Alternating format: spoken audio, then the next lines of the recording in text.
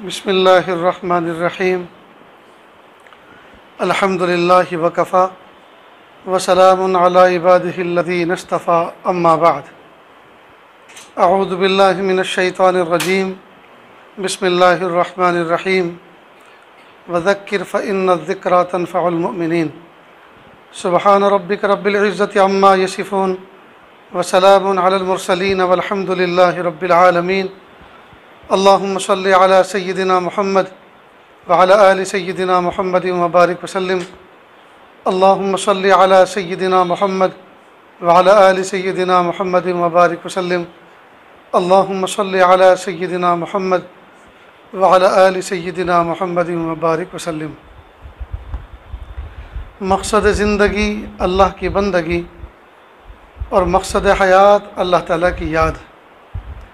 न हम अपनी मर्ज़ी से इस दुनिया में आए, न अपनी मर्ज़ी से इस दुनिया से जाएंगे। अल्लाह ताला ने हुक्म फरमाया तो आ गए और अल्लाह हुक्म फरमाएंगे तो चले जाएंगे।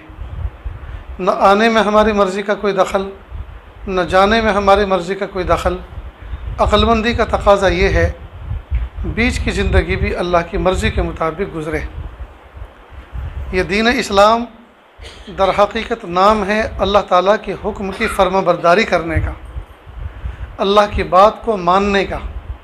अल्लाह ताला ने अपने प्यारे महबूब सल्लल्लाहु अलैहि वसल्लम के ज़रिए से जो दीन, जो शरीयत और जो ज़िंदगी का दस्तूर हमें अता फ़रमाया है, उस दस्तूर को फॉलो करने का नाम दीन है। ये आजिज़ कहा करता है नाचना मना है, नाचना मना है, जायज़ नहीं, हराम है। लेकिन मोर नाचता है। वो क्यों नाचता है? उसके पैदा करने वाले रब ने उसको नचाया है और हमें पैदा करने वाले उसी रब ने मना किया है। हुक्म अल्लाह का चलता है। मोर नाचता है, बहुत खूबसूरत नाचता है और लोग उसको देखते हैं। तो हमारे नाचना मना और उसके लिए नाचना जायज़। हुक्म किसका चला? मर्ज़ी किसकी? अल्लाह की। बहन, बेटी, बीवी तीनों तकरीबन एक जैसी उम्र की होती हैं जी, लेकिन जो ताल्लुक़ात, जो मोहब्बत, जो जज्बात बीवी के साथ हैं वो बेटी के साथ नहीं और बहन के साथ नहीं, हराम। तो ये हुक्म किसका है? अल्लाह का। लेकिन गाय, भैंस, घोड़े, गधे, बकरे, बकरियां, इनके यहाँ माँ, बहन, बेटी का कोई रिश्ता नहीं।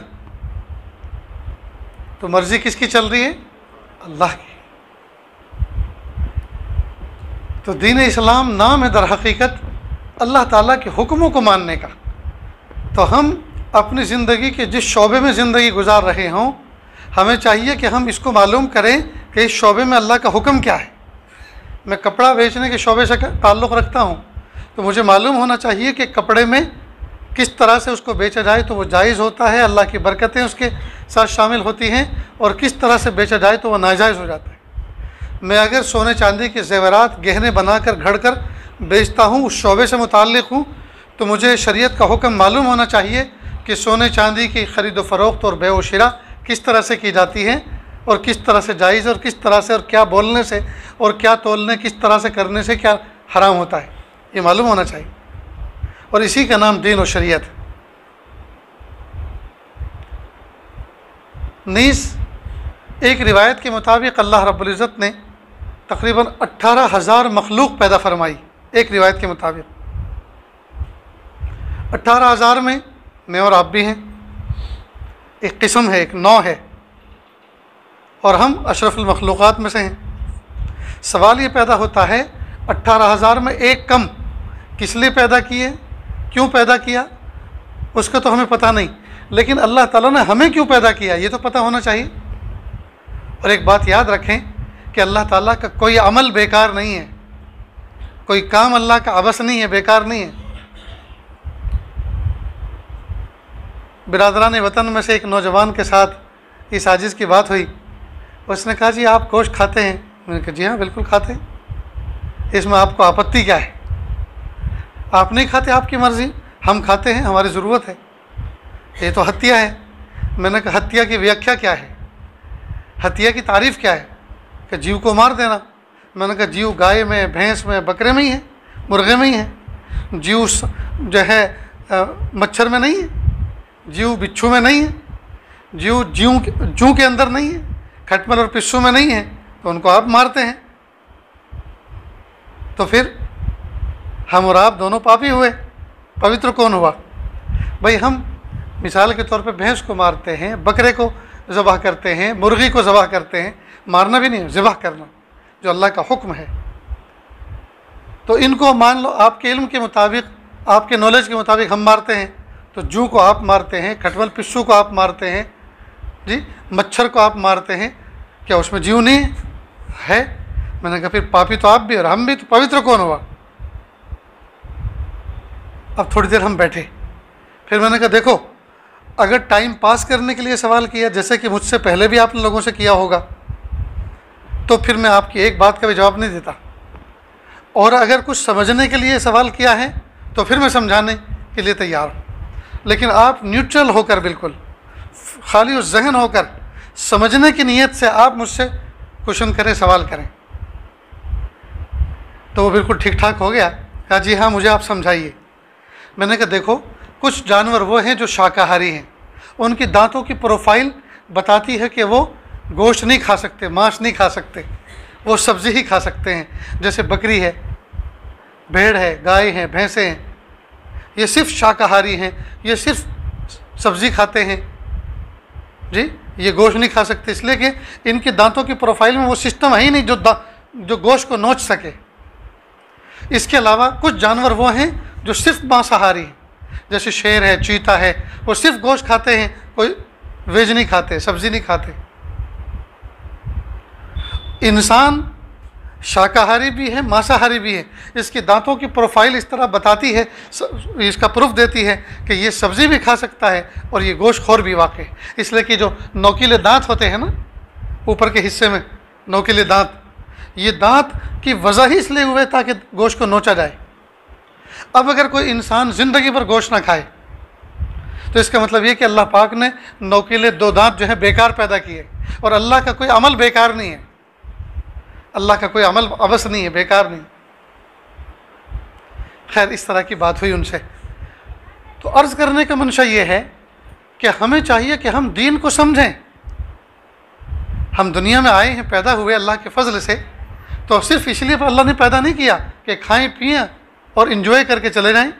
अगर खाना पीना और इन्जॉय करना यही मकसद ज़िंदगी होता, तो इस काम के लिए तो दुनिया में जानवर बहुत हैं जिनका काम ही है सिर्फ खाना पीना, मौज मस्ती करना। तो फिर अल्लाह पाक को, हम इंसानों को पैदा करने की क्या ज़रूरत थी?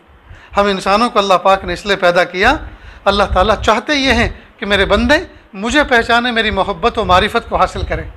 तो 18,000 मखलूक जो अल्लाह ने पैदा फरमाई, उसमें से हज़रत इंसान को पैदा करने का मकसद सिर्फ़ और सिर्फ ये है, जबकि दूसरे जानवरों का ये मकसद नहीं है। अल्लाह पाक ने इंसान को इसलिए पैदा किया ताकि मेरी मोहब्बत और मारिफत को हासिल करे, मुझे पहचाने और मुझसे मोहब्बत करे। तो जब हदफ और टारगेट ये है कि अल्लाह की मोहब्बत और मारिफत के लिए हम पैदा हुए हैं, तो ये मोहब्बत और मारिफत के टारगेट को पाई कैसे? कुर्बान जाएं, अल्लाह रब्बुल इज़्ज़त ने हमें इसका हदफ भी बतलाया, उसके पाने का तरीक़ा भी बताया। और पाने का तरीक़ा ये कि इसके लिए दो रास्ते हैं, अवामिर पर अमल करें और नवाही से बचें। क्या मतलब? जिस तरह रेलवे ट्रैक होती है, रेल की पटरी होती हैं और दो होती हैं, इंजन उसी वक्त चल सकता है जब दोनों पटरी सही सालिम हो। एक सही सालिम हो और दूसरी नाकिस हो, एक सही सालिम हो जी और दूसरी सिरे से ना हो, तो रेल का इंजन ट्रेन के डब्बे को लेके मंजिल पर नहीं पहुंच सकता। ठीक बिल्कुल इसी तरह, जिस तरह ट्रेन के इंजन के चलने के लिए दो पटरी का सही सालिम होना ज़रूरी है, हज़रत इंसान को भी जी दो चीज़ों पर अमल करना ज़रूरी है, और वो ये कि अवामिर पर अमल करें और नवाही से बचें। अवामिर किसे कहते हैं? अल्लाह पाक ने जो कामों के ऑर्डर्स दिए हैं, जिन कामों के करने के अल्लाह पाक ने अहकाम दिए हैं, उन अहकाम को फॉलो करें, और जिन कामों के न करने का अल्लाह पाक ने हुक्म दिया है, उन कामों से बचें। अब हम में से कितने ऐसे हैं जो माशाअल्लाह बहुत से अवामिर पर अमल करते हैं लेकिन नवाही से नहीं बचते? बहुत से वो हैं जो नवाही से बचते हैं लेकिन अवामिर पर अमल नहीं करते। एक वो हैं जो 5 वक्त नमाज़ पढ़ते हैं, रमज़ान के रोज़े रखते हैं, तिलावत ज़िक्र अस्कार करते हैं, हज उम्रे हो चुके हैं और करने का इरादा भी है, अवामिर पर अमल करते हैं, लेकिन उनकी निगाहें काबू में नहीं, ज़ुबान काबू में नहीं, जज्बात काबू में नहीं, तो ये नवाही से नहीं बचते। और कुछ ऐसे हैं जो एक दिन की नमाज़ नहीं पढ़ते ज़िंदगी में और दूसरे नेक अमाल नहीं करते, लेकिन गुनाहों से बचते हैं, किसी की बहू बेटी को नहीं देखते, ज़ुबान काबू में, अखलाक बहुत अच्छे।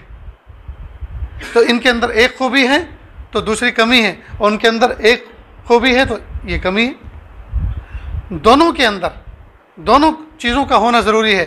अवामिर पर अमल करें और नवाही से बचें और कुर्बान जाएं। अल्लाह रब्बुल इज़्ज़त ने ये 2 रास्ते बतलाकर 2 हेल्पर भी दे दिए कि अवामिर पर अमल करना आसान हो जाए और नवाही से बचना कोई मुश्किल न रह जाए, ये दोनों काम आसानी से हो जाएं। इसके लिए अल्लाह पाक ने 2 हेल्पर दिए, और वो क्या है? ज़िक्रुल्लाह और सोहबत अहलुल्लाह।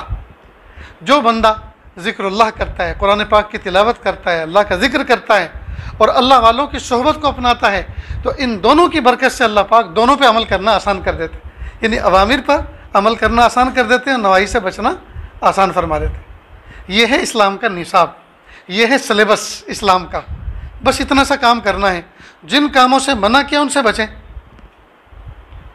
और अजीब बात यह है कि हम लोग फ़िज़िकल लाइफ को नुकसान देने वाली चीज़ें जो होती हैं उनसे बचते हैं। मसलन आप किसी दोस्त के पास जाएं और चॉकलेट भरी हुई डिश लेकर आए, एक प्लेट लेकर आए चॉकलेट से भरी, कि दुनिया जहान की ये चॉकलेटें बड़ी कीमती चॉकलेट हैं, लेकिन इनमें से कोई एक जहर की है, ये पता नहीं है कौन सी है, तो एक भी खाएंगे कोई? ये जो डिश भरी हुई है, ये जो प्लेट भरी हुई है, ये सारी अजीब अजीब मुल्कों से आई हैं और बड़ी खुश जायका हैं, लेकिन एक चॉकलेट इसमें से जहर की है, ये पता नहीं वो कौन सी है। तो जिस्म को नुकसान न पहुंचा दे, क्या पता जो मैं उठा के खाऊं वही जहर की हो, तो हम एक को भी हाथ नहीं लगाते, ऐसा ही है ना। तो जिस्म के नुकसान से बचने के लिए हम इतनी एहतियात करते हैं, फिर रूह के नुकसान देने वाले अमाल से बचने की क्यों एहतमाम नहीं करते? बस स्टैंड पे हम खड़े हों और अचानक कोई आदमी हमारी सूरत को देख के तरस खाए और हमारे पास आए और कहे कि देखो ये जो बस अभी आने वाली है जिसके इंतज़ार में आप खड़े हैं, कुछ लोग आपके दाएं बाएं और भी खड़े हैं, कि जी हाँ। कहा इनमें जो ये चश्मे वाला, ये जो हाथ में कड़ा पहने हुए हैं, लंबे लंबे नाखून हैं जिसके, इसको देख लो, इसकी पहचान हो चुकी है, ये जेब कतरा है, पॉकेट मार है, इसलिए जब बस में चढ़ो तो ज़रा ख्याल रखना ये आपके आसपास में ना आ जाए। अब वो आदमी अजनबी है, आपको कहकर गया, और उसके बाद में 70 इम्कान है, हो सकता है फ्रॉड हो सकता है हमें धोखा देकर गया हो सकता है हमारी फ़िल्म बना कर गया हो, जी हमें बेवकूफ़ बना के गया हो, ये सब इम्कान है। लेकिन माल की हिफाजत के लिए चूँकि किसी ने आगाह किया, लिहाजा हम रास्ते भर उस आदमी से किनारा करके रहेंगे और फासला बना के रखेंगे। तो माल के नुकसान से किसी ने आगाह किया तो हम इतना ज़्यादा आगाह हो गए, और पूरे रास्ते हम बस पे सीट पे बैठना भी हमने गवारा नहीं किया, दूर दूर खड़े रहे कि कहीं ये आदमी हमारे पास ना आ जाए। हमने इतनी एहतियात बरती, और इतने प्यारे रब ने फरमाया शैतान तुम्हारा खुला दुश्मन है, ज़रा इससे बचकर रहना, लेकिन हमने उससे बचने की कोशिश नहीं की। माल का नुकसान देने वाले शख्स के इंसान से बचने की कोशिश की, और ईमान का नुकसान देने वाले ज़ात यानी शैतान से अल्लाह पाक ने हमें आगाह किया, लेकिन हम उससे आगाह नहीं हुए। कितनी बड़ी अजीब बात है। इसलिए मेरे भाइयों, हम अल्लाह ताला के अहकाम को मानें, हम अल्लाह के अहकाम को फॉलो करें, हम अल्लाह के अहकाम को समझें, इसमें हमारा ही नफ़ा है, अल्लाह का कोई नफ़ा नहीं।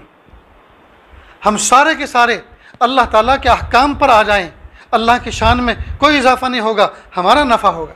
हम सारे के सारे अल्लाह के बागी तागी बन जाएं, नाफरमानी करें, अल्लाह का बाल बराबर भी हम कोई जो है नुकसान नहीं कर सकते, हमारा अपना ही नुकसान होगा, अल्लाह का कोई नुकसान नहीं होगा। तो अल्लाह पाक ने जो हमें दीन दिया, अल्लाह पाक ने जो हमें इस्लाम दिया, अल्लाह पाक ने जो हमें शरीयत दी, अल्लाह पाक ने जो हमें अहकाम दिए, खुदा की कसम इसमें मेरा और आपका नफ़ा है, अल्लाह का नफ़ा नुकसान नहीं है। हमें चाहिए कि हम उस पर अमल करें, उस पर अमल करें, तो करेंगे ना इंशाअल्लाह। इस महफिल में निकाह भी है कोई? मम्मिन को मोहम्मदा, कौन है दुल्हा?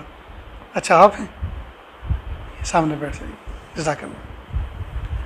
तो इन अहकाम में जो अल्लाह पाक ने हमें अहकाम दिए हैं, उनमें से एक हुक्म ये भी है कि जब लड़का लड़की उम्र को पहुँच जाए, लड़का लड़की उम्र को पहुँच जाए, तो फिर सुन्नत तरीक़े के मुताबिक निकाह वजूद में आए, एक निकाह।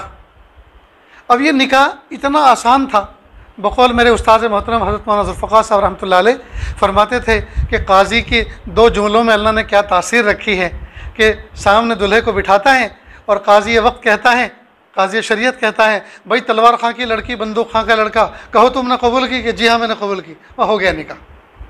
ये दो जुमले कहे, न इसमें हाथी जुड़े न घोड़े नाचे, और हो गया निकाह। कितना आसान है। जो दो ख़ानदान दुश्मन थे दोस्त हो गए, जो दो ज़ात जो हस्ती अलग अलग थी वो करीब हो गई, जो दो पराए थे वो अपने हो गए। तो अल्लाह पाक ने कैसी तासीर रखी इसमें, कितना आसान किया। तो निकाह को दीन इस्लाम ने आसान किया, महबूब सल्लल्लाहु अलैहि वसल्लम ने निकाह को आसान किया, और हमने निकाह को अपनी मालदारी की चोचलों की वजह से महंगा कर दिया। इस्लाम ने निकाह को सस्ता किया और ज़िना को महंगा किया था, हमने ज़िना को सस्ता कर दिया और निकाह को महंगा कर दिया। हाय हाय, अल्लाह हम सब की हिफाजत फरमाए। महबूब सल्लल्लाहु अलैहि वसल्लम ने फरमाया कि अफजल निकाह वो है जिसमें कम से कम खर्च किया गया हो। इसका उल्टा मतलब ये निकलता है, गैर अफजल और मनहूस निकाह वो है जिसमें सबसे ज़्यादा खर्च किया गया हो। तो हम अफजल को छोड़ के गैर अफजल की तरफ जा रहे हैं। निकाह को सस्ता करें, निकाह को आसान करें, निकाह को मस्जिदों में मुनक़िद करें, निकाह से पहले जो गुफ्तगू हो उसका खुतबा उसको ध्यान से सुने। खुतबे में अभी आएगा, जगह जगह अल्लाह पाक ने जी कुरान पाक में फरमाया इत्तक़ुल्लाह इत्तक़ुल्लाह इत्तक़ुल्लाह, यानी निकाह तो तुम करने जा रहे हो, निकाह की महफिल तो सज चुकी है, लेकिन ज़रा मियाँ बीवी के ताल्लुकात में तक़वे का ख्याल रखना, अल्लाह से डरना, अल्लाह से डरना। इस दिवाजी रिश्ते में अल्लाह ताला के खौफ को सामने रखना। याद रखना, तुम ज़िंदगी को उस वक्त तक कामयाब नहीं बना सकते जब तक कि इस दिवाजी ज़िंदगी तुम्हारी कामयाब ना हो, और वो कामयाब होगी तक़वे की बुनियादों पर। इसलिए दोस्तों, मियाँ बीवी के ताल्लुकात अगर अनबन वाले हों और ये अदालत में केस जाए, तो अदालत वाला काजी ज़्यादा से ज़्यादा नान नफ़क़े का इंतज़ाम कर सकता है। भाई इसके अकाउंट में इतने पैसे मुंतकिल करो, इसके नाम पर ये घर करो, प्रॉपर्टी करो, हर महीने इतना वादा करो, हल्फिया लिख कर दो कि हर महीने तो हम अपनी बीवी को इतना खर्च दिया करेंगे। तो जज इतना तो कर सकता है, लेकिन वो मोहब्बत का रिश्ता कायम नहीं कर सकता। बीवी अदालत में जाके खड़ी हो जाए और कहे कि मेरा शौहर मुझे मोहब्बत नहीं की नज़र से देखता नहीं है जी, और मुझे उससे मोहब्बत नहीं करता, तो बताइए जज किस तरह से मोहब्बत कायम करेगा? ज़रा कोई तो बताए मुझे। क्या बोसा दिलवा सकता है वो जी? ये मोहब्बत का तोशा दिलवा सकता है, तोहफ़ा दिलवा सकता है? क्योंकि ये तो विजदानी चीज़ है। मोहब्बत तो दिल का अमल है। इंसान के जिस्म पर कानून चल सकता है, उसके दिल पे तो अल्लाह ही का कानून चलता है।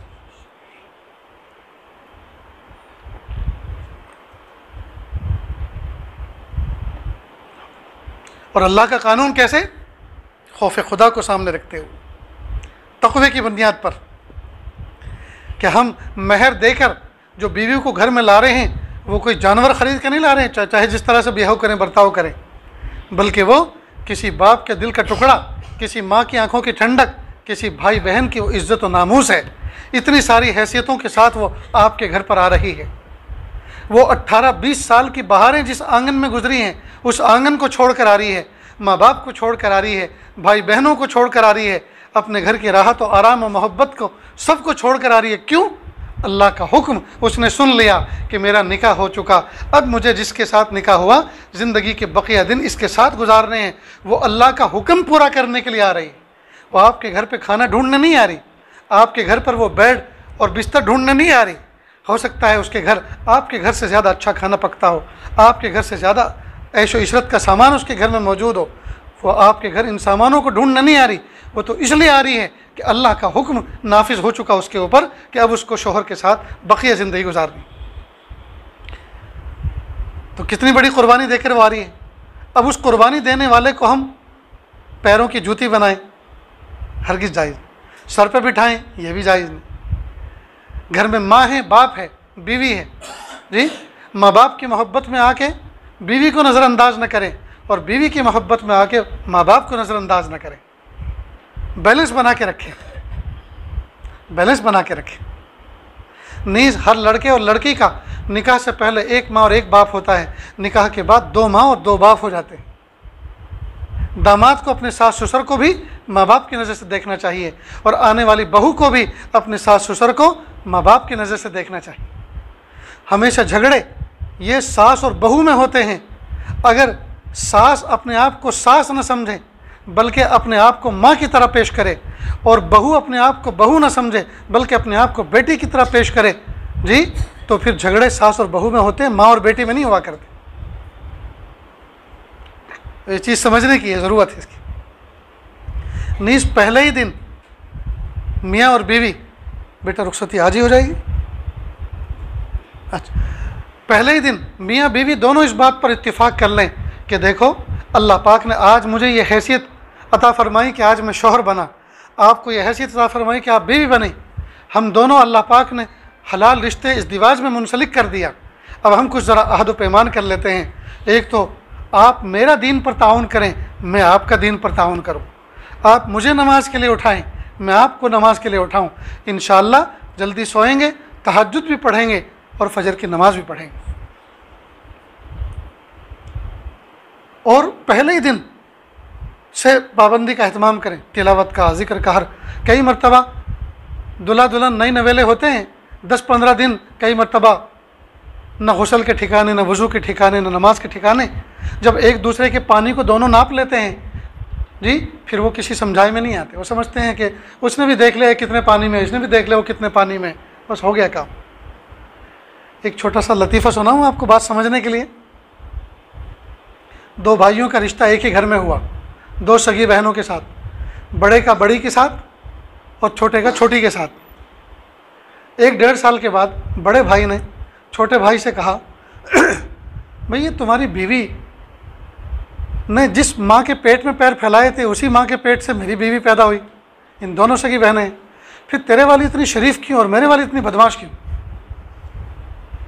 छोटे भाई ने कहा, भाईजान ऐसा थोड़ी है, ये भी उसी माँ की औलाद है, लेकिन मैंने तो पहली रात में बिल्ली मारी थी। बस वो दिन और आज का दिन ये जाविये में आ गई। कहा वो कैसे, ज़रा मुझे कुछ तफसील तो बता, भाई होकर तूने इतना बड़ा राज छुपा के रखा, बिल्ली कैसे मारी? अरे एक क्या मैं 2 मार दूंगा।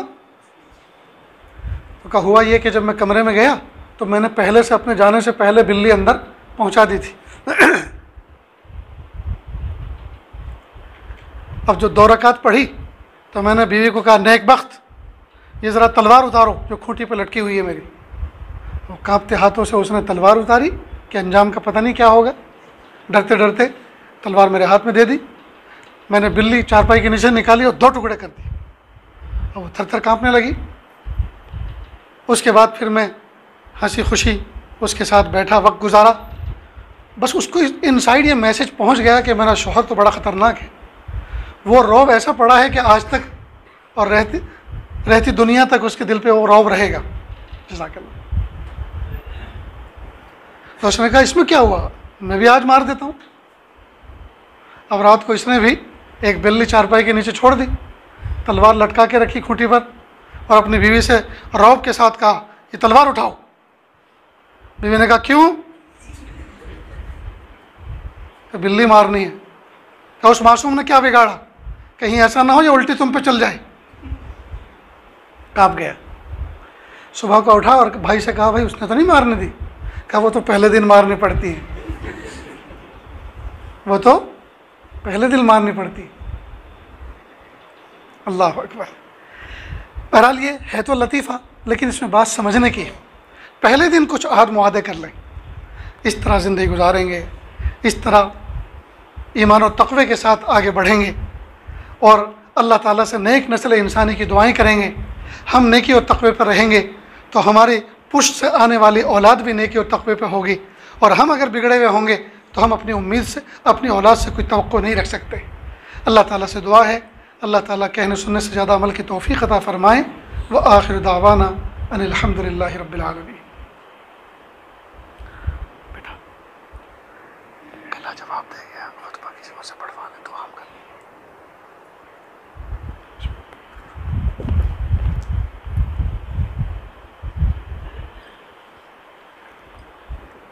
गवाह वकील से इजामा कबूल तो करवा लो भाई। इनके जो वकील साहब हैं जो केस लड़ेंगे इनका, वो आगे आए, गवाह भी आ जाएं। माशाअल्लाह। आप वकील हैं?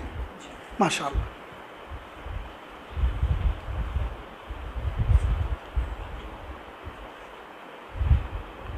ये तो आपके खुशा है शायद।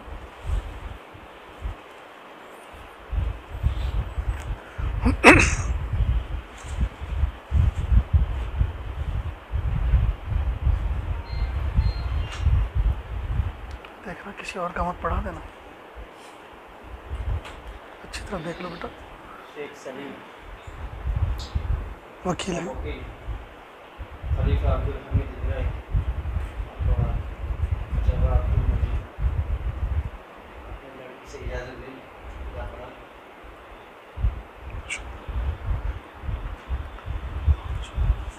अल्हम्दुलिल्लाह नहमदुहु व नस्तईनुहु व नस्तगफिरुह व नु'मिनु बिही व नतवक्कलु अलैहि व नऊज़ु बिल्लाहि मिन शुरूरि अनफुसिना व मिन सय्यिआति अमालिना मन यहदिहिल्लाहु फला मुदिल्ल लहु व मन युद्लिलहु फला हादिय लहु व नशहदु अन ला इलाहा इल्लल्लाहु वहदहु ला शरीका लहु व नशहदु अन्न सय्यदना व मौलाना मुहम्मदन अब्दुहु व रसूलुहु। अम्मा बअद फक़द क़ाल अल्लाहु तबारक व तआला फ़िल क़ुरआनिल मजीद वल फ़ुरक़ानिल हमीद। अऊज़ु बिल्लाहि मिनश शैतानिर रजीम। बिस्मिल्लाहिर रहमानिर रहीम। या अय्युहन्नासु इत्तक़ू रब्बकुमुल्लज़ी ख़लक़कुम मिन नफ़्सिन वाहिदह व ख़लक़ मिनहा ज़ौजहा व बत्थ मिनहुमा रिजालन कसीरन व निसाअ वत्तक़ुल्लाहा अल्लज़ी तसाअलूना बिही वल अरहाम इन्नल्लाह कान अलैकुम रक़ीबा। वक़ाल तआला या अय्युहल्लज़ीना आमनू इत्तक़ुल्लाहा हक़्क़ तुक़ातिही व ला तमूतुन्ना इल्ला व अंतुम मुस्लिमून। वक़ाल तआला या अय्युहल्लज़ीना आमनू इत्तक़ुल्लाहा व क़ूलू क़ौलन सदीदा युस्लिह लकुम अअमालकुम व यग़फिर लकुम ज़ुनूबकुम व मन युति'िल्लाहा व रसूलहु फ़क़द फ़ाज़ फ़ौज़न अज़ीमा। वक़ाल अन्नबी सल्लल्लाहु अलैहि वसल्लम या मअशर अश्शबाब मन इस्तताअ मिनकुमुल बाअत फ़ल्यतज़व्वज फ़इन्नहु अग़द्दु लिलबसर व अहसनु लिलफ़र्ज व मन लम यस्तति' फ़अलैहि बिस्सौम फ़इन्नहु लहु विजाअ। वक़ाल सल्लल्लाहु अलैहि वसल्लम अन्निकाह मिन सुन्नती वक़ाल वमन रग़िब अन सुन्नती फ़लैस मिन्नी औ कमा क़ाल अलैहि अस्सलातु वस्सलाम।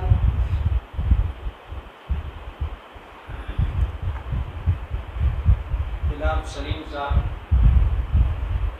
आपने अपनी मौकिला नरगिस सलीम शेख की ज़ात को सुहेल अब्दुल हमीद खलीफा के निकाह में 5000 नकद मेहर के एवज बीवी बनाकर दिया।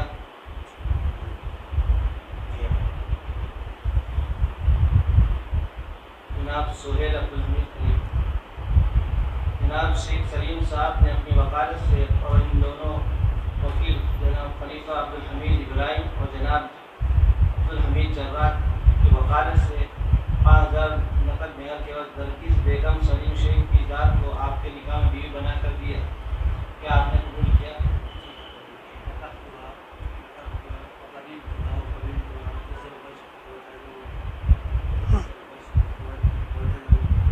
माशाअल्लाह, बारकल्लाहु फ़ीकुम। बिस्मिल्लाहिर्रहमानिर्रहीम। अल्लाहुम्मा सल्लि अला सय्यिदिना मुहम्मद व अला आलि सय्यिदिना मुहम्मद व बारिक वसल्लिम। ला उहसी सनाअन अलैका अंत कमा असनैत अला नफ्सिक रब्बिग़फिर वरहम व अंत खैरुर राहिमीन। हस्बी अल्लाहु ला इलाहा इल्ला हु अलैहि तवक्कलतु रब्बुल अर्शिल अज़ीम। अल्लाह जी, इस महफ़िल के अंदर जो निकाह मुनक़िद हुआ, रब्ब करीम इस निकाह को तरफ़ैन के हक़ में खैर बरकत का बाइस बनाकर कबूल फ़रमा, नेक नस्ल इंसानी की अफजाइश का ज़रिया बनाकर कबूल फ़रमा। प्यारे अल्लाह, इस बच्चे को इस दिवाजी ज़िंदगी की हक़ीक़ी लज्जत अता फ़रमा, हराम लज्जतों से अल्लाह हिफ़ाज़त फ़रमा। इस महफ़िल में न जाने कितने नौजवान बच्चे ऐसे बैठे हुए हैं जो उम्र को पहुँच चुके, लेकिन कोई मुनासिब रिश्ता नहीं मिल रहा। अल्लाह नेक साले रिश्ते अता फ़रमा, जिनके रिश्ते हो चुके हैं निकाह करना आसान फ़रमा, सादगी सुन्नत व शरीयत के मुताबिक निकाह करना आसान फ़रमा। जिनके निकाह हो चुके हैं लेकिन आज तक मियाँ बीवी में इज़्दिवाजी जो ताल्लुक़ और मोहब्बत होनी चाहिए वो नहीं है। प्यारे अल्लाह उनके दिलों में मोहब्बत पैदा फरमा। जिनका निकाह हुए ज़माना गुज़र चुका, गोद औलाद से खाली है, अल्लाह नेक साले औलाद अता फ़रमा, बेटे और बेटियां अता फ़रमा। जो अफराद इस महफ़िल में बैठे हुए हैं उनके घरों में जवान जवान बच्चे और बच्चियां उम्र को पहुँच चुके हैं और बैठे हुए हैं, अल्लाह उनको नेक साले रिश्ते अता फ़रमा। अल्लाह जो बीमारी इस वक्त पूरी दुनिया में फैली हुई है, अल्लाह इस बीमारी से उम्मत मुस्लिमा की हिफाजत फ़रमा, तमाम इंसानियत की हिफाजत फ़रमा। अल्लाह सबको आपको पहचानने की तौफ़ीक़ अता फ़रमा, आपकी कुदरत का इदराक करने की तौफ़ीक़ अता फ़रमा। अल्लाह जो माज़ी करीब में इंतकाल कर चुके हैं, अल्लाह उनकी मग़फ़िरत फ़रमा, दर्जात को बुलंद फ़रमा। इस महफ़िल में जितने लोग बैठे हुए हैं सब के दिलों के अंदर कुछ न कुछ नेक तमन्नाएँ हैं, मुरादें हैं और इरादे हैं। प्यारे अल्लाह सब के दिली जायज़ नेक तमन्नाओं को पूरा फ़रमा। व सल्लल्लाहु तआला अला खैरि ख़ल्क़िही मुहम्मदिन व आलिही व अस्हाबिही अजमाइन बिरहमतिका या अरहमर राहिमीन।